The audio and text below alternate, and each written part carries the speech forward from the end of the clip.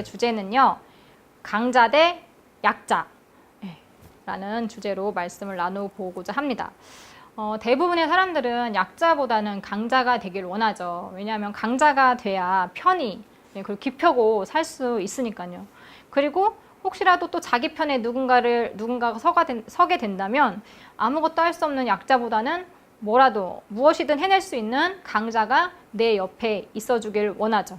하다못해 우리 게임 같은 걸 하더라도 게임을 좀 더 잘하는 사람이 내 편으로 데려오기 위해서 우리가 열심히 가위바위보 하잖아요. 네. 여러분은 강자인가요? 약자인가요? 강해지기 위해서는요. 두 가지 방법이 있어요. 하나는 자기 자신이 스스로 강해지는 거고요. 두 번째는 강한 사람 옆에 쓰는 거예요. 강한 사람 편에 서는 거예요. 오늘 말씀 결론부터 말씀을 드리자면 하나님의 백성들이 강해지는 방법은 딱 하나였어요. 뭐였을까요? 바로 하나님의 편에 서는 것입니다. 이스라엘 민족의 역사를 보면요. 그들이 하나님의 편에 섰을 때는 그들의 전력이 어떻든 상관이 없이 승리를 얻을 수 있었어요. 그런데 만약에 그들이 하나님의 반대편에 섰을 때는 마찬가지의 상황이더라도 이렇게 패배할 수밖에 없었죠. 그 좋은 예가 오늘의 말씀의 인물 아사 왕입니다. 아사 왕은요 남유다의 왕이었어요. 성경에 말하길 아사는 하나님 보시기에 선과 정의를 행했다고 했습니다. 하나님께 인정받은 사람이었죠. 그는 우상을 모두 부셨어요. 그리고 백성들로 하여금 하나님을 찾게 했어요. 그리고 율법과 명령을 지키도록 했습니다. 이스라엘 민족의 역사는요. 이렇게 전쟁의 역사라고 할 수 있을 만큼 전쟁이 굉장히 많았거든요. 그럼에도 불구하고 이 아사 왕이 이렇게 하나님 앞에 제대로 서서 행했을 때에 하나님은 그들에게 평안을 주셨어요. 즉 전쟁을 없게 해주신 거예요. 오랜 세월 동안. 이것은 정말 이스라엘 백성들에게 있어서는 기적과 같은 일이었거든요. 자, 그런데 그 전쟁이 없는 평화의 기간 동안 이 아사 왕은 무엇을 했을까요? 이 아사 왕은 무슨 일을 했냐면요. 외부 침입에 대한 방어를 위해서 성읍들을 견고하게 건축했고 또 58만 명의 58만 명의 군대를 양성했습니다. 언제 또 쳐들어올지 모르는 그 이방 민족들의 이방 나라들의 공격에 대비를 해야 했으니까요. 나름대로 차근차근 잘 준비를 했죠. 이게 준비를 해서인지 아닌지 모르겠지만 아무튼 아사 왕이 이제 왕이 된 지 10년 후에 드디어 전쟁이 터집니다. 구스 사람 세라가 유다를 치러 100만 명의 군사를 그리고 병거 300대를 이렇게 거느리고 이 유다로 쳐들어와요. 자, 싸우기 직전 이제 아사 왕의 이 기도가 하나님에 대한 이 기도가 참 정말 멋진 기도인데요. 역대하 14장 11절 이게 오늘의 본문 말씀이거든요. 이 말씀을 이제 제가 읽어드릴게요. 아사가 그의 하나님 여호와께 부르짖어 이르되 여호와여 힘이 강한 자와 약한 자 사이에는 주밖에 도와줄 리가 없사오니 우리 하나님 여호와여 우리를 도우소서. 우리가 주를 의지하오니 주의 이름을 의탁하옵고 이 많은 무리를 치러 왔나이다. 여호와여 주는 우리 하나님이시오니 원하건대 사람이 주를 이기지 못하게 하옵소서 하였더니 라고 기도를 해요. 진짜 멋진 기도죠. 이 기도를 들으신 하나님은 구스 사람들을 치셨어요. 그리고 아사와 그의 백성들, 유다 백성들에게 승리를 주십니다. 역대하 14장 13절 보시면요. 아사와 그와 함께한 백성이 구스 사람들을 추격하여 그랄까지 이르매 이에 구스 사람들이 엎드러지고 살아남은 자가 없었으니 이는 여호와 앞에서와 그의 군대 앞에서 패망하였음이라. 노력한 물건이 매우 많았더라. 큰 승리를 얻게 되죠. 그런데요. 이렇게 믿음이 좋았던 아사 왕이 나중에 변하게 됩니다. 이제 아사 왕 36년 때의 일이었어요. 이스라엘 왕 바하사가 라마를 건축해서 북이스라엘 사람들이 유다와 왕래하는 것을 이제 딱 못하도록 막으려고 하는 거예요. 이때 아사 왕은요. 또 예전에 그 전쟁이 있을 때처럼 하나님을 찾았으면 좋았는데 이때 하나님을 찾지 않고 누구를 찾냐면요. 아람 왕 베타닷을 찾아요. 베나닷. 그것도 성전 곡간과 그 다음에 왕궁의 곳간에 있는 은금들을 다 챙겨가지고 그 아람 왕한테 가서 자기들을 도와달라고. 지금 북이스라엘이 우리 이렇게 괴롭히니까 이렇게 해결 좀 해달라고 아람 왕을 찾아간 거예요. 그래서 아사 왕은 하나님의 책망을 듣게 됩니다. 역대하 16장 7절에 그때에 선견자 하나니가 유다 왕 아사에게 나와서 그에게 이르되 왕이 아람 왕을 의지하고 왕이 하나님 여호와를 의지하지 아니하였으므로 아람 왕의 군대가 왕의 손에서 벗어났나이다. 그러면서 9절에 여호와의 눈은 온 땅을 두루 감찰하사 전심으로 자기에게 향하는 자들을 위하여 능력을 베푸시나니 이 일은 왕이 망령내리 행하였은즉 이후부터는 왕에게 전쟁이 있으리이다 하매.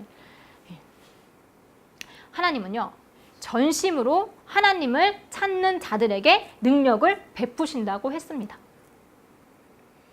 우리가 만약 아직도 하나님의 능력을 본 적이 없다면, 모른다면 아직 우리는 하나님을 전심으로 찾지 않았다는 얘기겠죠.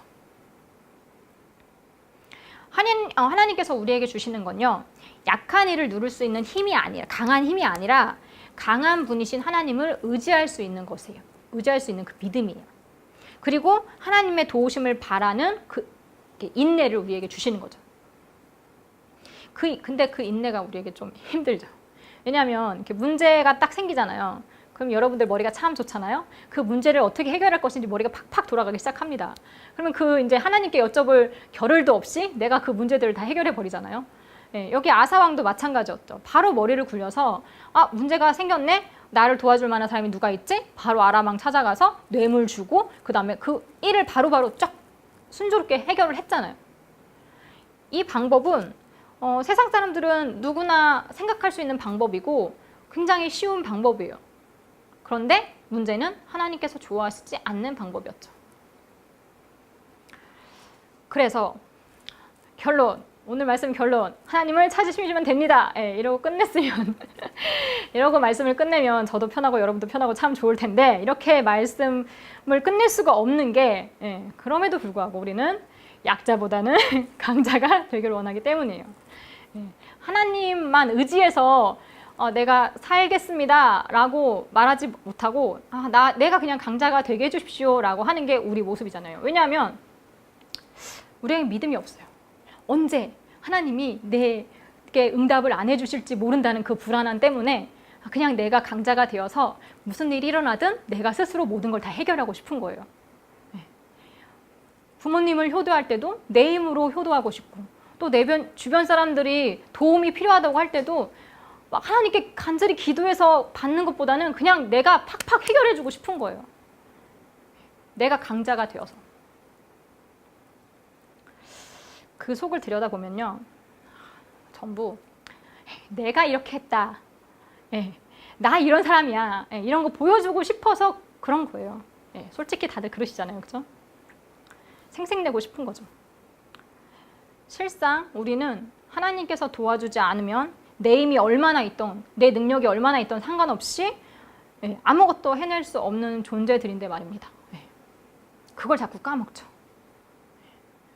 내가 강한 사람이 되면 뭐든지 다 해결할 수 있다는 생각이 우리를 하나님으로부터 멀어지게 만드는 거예요. 자, 그럼 우리가 이제 하나님이 원하시는 그런 강한 자가 되기 위해서 키워야 할 것은 뭘까요? 다시 앞에 말씀드린 대로 이 세상 누구보다 강하신 하나님의 편에 서는 연습을 하는 거겠죠. 즉 하나님을 향한 믿음을 키우는 것이 우리가 강해질 수 있는 방법입니다. 그런데요, 하나님의 편에 서는 게 쉬울까요? 어려울까요? 쉬울 때도 있지만 어려울 때가 더 많습니다. 오히려 하나님이 내 편이 되어줬으면 좋겠다라고 생각할 때가 많잖아요. 그죠? 그리고 하나님 편에 서고 싶어도 또 우리가 뭐가 하나님의 뜻인지 몰라서 우왕좌왕할 때가 참 많아요.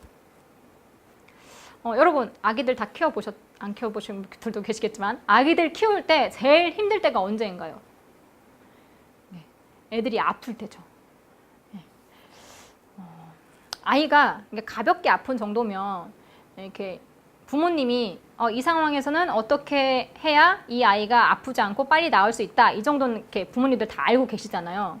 예를 들어서 뭐 애 입안에 입병이 생겼다. 그러면 바로 연고 발라주면 이 입병이 금방 나을 수 있다는 것을 우리는 경험을 통해서 알아요.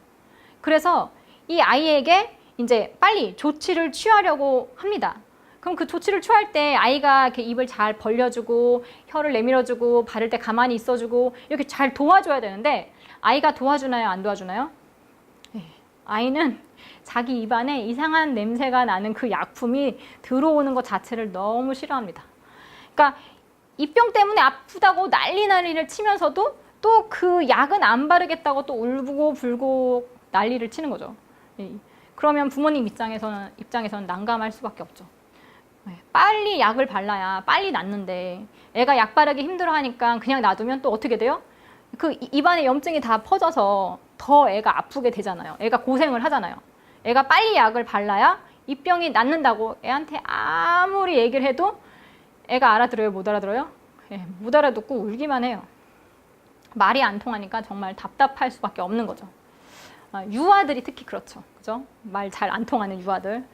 약맛이 조금 이상해도 이걸 바르거나 먹어야 지금 자기를 고통스럽게 하는 그 병이 사라진다는 것을 애들은 이해를 하지 못하는 거예요. 자, 어른들 입장은 그렇죠. 그럼 아이들 입장은 어떨까요? 안 그래도 나는 입안에 뭐가 이상한 게 나가지고 아파 죽겠는데 엄마는 또 내 입안에 이상한 뭔가를 바르고 나를 더 괴롭히네 라고 생각을 할 수 있는 거예요. 자, 그래서 이게 계속 이렇게 되다 보면 부모님들이 처음에는 약 바르려고 이걸 발라야 네가 빨리 나을 수 있어 이렇게 조근조근 이렇게 친절하게 설명을 하다가 나중에는 어떻게 돼요? 막 소리 질러요. 약 발라야 낫는다고 막 이렇게 소리를 막 지르면서 막 억지로 입을 벌려서 약을 막 바르게 되죠. 그러면 또 애는 어떻게 돼요? 막 울고 불고 막 난리가 납니다. 그럼 막 토하고 그럼 간신히 먹여놓거나 아니면 발라놓은 약들을 다 소용이 없게 돼버리는 거죠. 그러니까 애가 아프면 집안이 전쟁입니다. 그죠? 그런데 이제 애들 보니까 한 3년 6개월 지나니까 애가 이해를 하더라고요. 그래서 이렇게 자기가 좀 덜 아프려면 약을 발라야 한다는 것도 알고 약을 먹어야 한다는 것도 다 이해를 하는 거예요. 그러니까 이해를 하니까 애가 순순히 약을 바르고 약을 먹고 이게 합니다. 이게 말이 통하니까 이게 좀 나아지게 된 거죠. 이런 일들을 겪으면서 이게 영적인 것들을 좀 생각을 해봤어요. 우리가 영적으로 말이 안 통하면 하나님 얼마나 답답하실까요?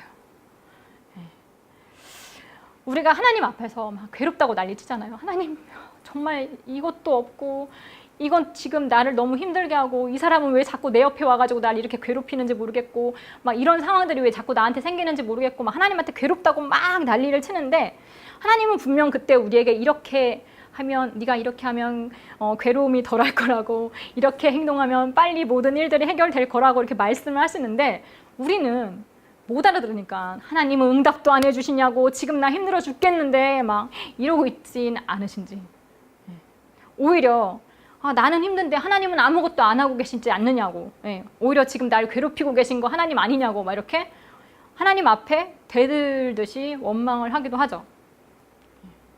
지금은 안 그러시죠. 초신자 때만 그러셨죠. 자, 아이가 성장해야 어른들의 말을 알아듣고 쓴 약도 참고 먹을 수 있었던 것처럼 우리도 영적으로 성장을 해야 하나님 말씀을 이해하고 지금의 내 삶에 쓰디쓴 것을 할지라도 참고 인내할 수 있는 거예요. 아직도 난 힘든 거 싫어, 아픈 건 더 싫어 이러고 있으면 자신에게 그런 모습들이 보인다면 우린 아직 영적으로 어린 겁니다. 언제까지 어리기만 할 건지는 모르겠지만 자, 우리가 하나님 앞에 하나님의 편에 서기 위해서는 하나님 말씀을 이렇게 잘 이해해야 합니다. 하나님 말씀과 상관없이 내가 하고 싶은 대로 막 한다면 3살짜리 아이와 다를 게 뭐가 있겠어요. 그렇다면 하나님 말씀을 또 잘 이해하기 위해서는 어떻게 해야 할까요? 자, 일단 하나님 말씀에 익숙해져야 합니다. 우리가 외국어를 배울 때에도 그 외국어에 익숙해지기 위해서 자꾸 듣잖아요. 못 알아듣는 뉴스도 열심히 좀 들어보고 또 말로 좀 따라도 해보고 이렇게 하잖아요. 연습하잖아요. 이것과 마찬가지예요. 우리가 하나님의 언어를 이해하기 위해서는 제일 쉬운 방법이 설교를 계속 듣는 거죠. 무슨 말인지 알아듣지 못해도 계속 듣는 겁니다. 그리고 이렇게 요새 말씀, 이렇게 성경 말씀 보시면 이 성경의 문체가 아직도 어색한 분들이 있을 수 있어요. 이렇게 많이 접하지 않아서 그러세요.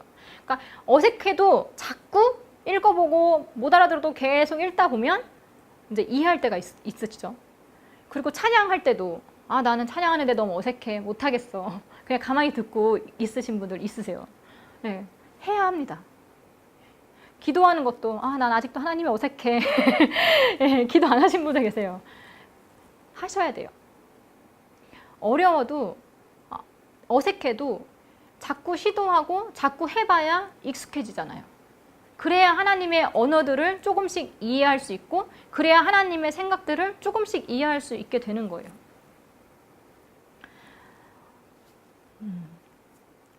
우리가 매일 열심히 교회에 나오시는 분들도 있겠지만 일주일에 한 번 나오시는 분들이 대부분이세요. 그죠? 일주일에 한 번, 그것도 딱 1시간 그 예배에 나오시는데 그때 말씀도 잘 안 보시고 기도도 그냥 이렇게 안 하시고 찬송도 한 곡도 부르지 않고 그냥 듣고만 가시면 언제 익숙해지겠어요? 익숙해지려 하다가도 예배 끝나고 다음 주 되면 또 어색해지는 거죠. 그러니까 계속 하셔야 돼요. 네. 자, 말씀을 이해하면요. 이렇게 하나님 말씀에 익숙해지면서 말씀을 이해하게 되면 하나님의 뜻을 알 수 있게 됩니다. 하나님이 왜 우리에게 생략을 주시는지, 그러니까 즉 고난을 왜 주시는지 이해할 수 있게 되는 거죠. 연단이라고 하죠. 우리의 영을 굳세게 단련되어서 어떠한 상황에서도 하나님의 편에 설 수 있도록 하기 위해서 우리에게 그런 연단들이 필요한 겁니다. 아이들이 아프고 나면 성장한다는 말씀들 어른들이 참 많이 하시잖아요. 이건 영적 성장과 관련이 있는 말씀인 것 같아요. 육의 고난이 영에겐 이익이 되곤 하니까요. 아픔을 통해서 성장하는 거죠. 우리의 영이 육이 편할 때에도 성장하면 참 좋은데 육이 편할 땐 성장하기가 쉽지가 않아요. 우리가 육적으로 편할 때도 하나님을 찾아야 되는데 육이 편하면 기도도 잘 안 되시잖아요. 네, 그죠? 네, 이 말씀 들을 때 난 그래도 해 라고 하시는 분들이 계실지 모르겠지만 대체로 사람이 편하면 한없이 편해지려고 하는 그런 경향들이 있어요. 네, 뛰다 보면 걷고 싶고 걷다 보면 주저앉고 싶고 주저앉으면 눕고 싶고 그게 사람의 마음이잖아요. 자, 우리가 영화나 드라마 보면서 이제 항상 해피 엔딩을 이렇게 바랍니다. 그죠? 성경을 읽으면서도 제발 끝까지 잘 살아라 막 응원하게 되는 그런 인물들이 있어요. 저한테는 이 아사왕이 그런 인물들 중 한 명이었어요. 제발 처음에 잘했으니 끝까지 잘했으면 좋겠다라고 마음속으로 응원하면서 읽은 사람이에요. 그런데 아사왕은요, 자기에게 충고한 선지자 하나니한테 엄청 화를 내면서요, 감옥에 가둡니다.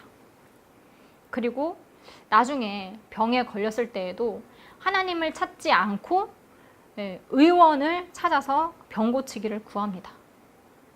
결국 2년 후에 병든 지 2년 후에 죽고 말죠. 너무너무 씁쓸한 마지막입니다. 그만큼 하나님을 찾는다는 것, 하나님을 끝까지 붙든다는 것은 어려운 일일지도 모르겠어요. 하나님은 하나님을 찾는 그 아사왕에게 평안을 주셨는데 그 25년 동안의 평안이 아사왕에게는 오히려 독이 되었던 것 같습니다. 우리도 평안을 좋아하죠. 여러분 평안 좋아하시죠? 늘 내 삶에 아무런 문제도 일어나지 않고 행복하게 이렇게 살았으면 좋겠다. 전쟁 없이 늘 평안하게 이렇게 원합니다. 그러나 이 평안은요, 우리를 강하게 할 수는 없습니다. 여전히 강한 자가 되길 원하시나요? 그러면 고백하시기 바랍니다. 주님, 저는 하나님의 편에 서겠습니다. 이스라엘의 가장 위대한 왕이자 또 많은 전쟁에서 승리를 거뒀던 다윗 왕도 하나님 앞에 이런 고백을 합니다. 사무엘하 22장 18절에 나를 강한 원수와 미워하는 자에게서 건지셨으며 그들은 나보다 강했기 때문이로다. 다윗의 승리는 다윗이 강했기 때문이 아니었어요. 다윗이 싸울 상대가 다윗보다 더욱더 강했음에도 불구하고 하나님께서 다윗에게 승리를 주신 거예요. 그 이유는 다윗은 하나님을 떠나지 않았고요. 하나님의 편에 서기 위해서 열심히 노력을 한 사람이었기 때문입니다. 우리가 세상을 살다 보면 사람이 아니면 환경이 때로는 어떤 이렇게 사건들이 나보다 더 강자같이 느껴질 때가 있어요. 내가 도저히 이길 수 없을 것 같은 그런 현실들 말입니다. 그럴 때 다른 어떤 것이 아닌 하나님을 기억하시기 바랍니다. 그리고 하나님을 찾으시길 바랍니다. 그리고 하나님의 편에 서시길 바랍니다. 그럴 때 여러분은 강자가 될 것입니다. 우리 모두 죽을 때까지 변치 않고 하나님의 편에 서서 강자로 살아가길 소망합니다.